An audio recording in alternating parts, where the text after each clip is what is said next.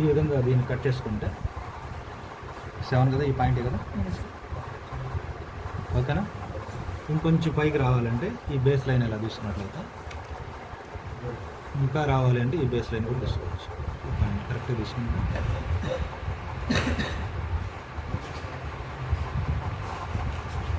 మీరు ఏం చేస్తారంటే ఈ బొమ్మను పెట్టుకొని ఈ సెట్ స్క్వేర్స్ ఇలా పెట్టుకొని ప్రాక్టీస్ చేయండి.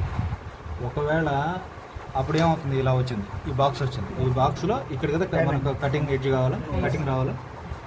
దీంట్లో 7.5లో 7లో 1 2 3 3.5 3.5 సెంటరు. ఈ 5లో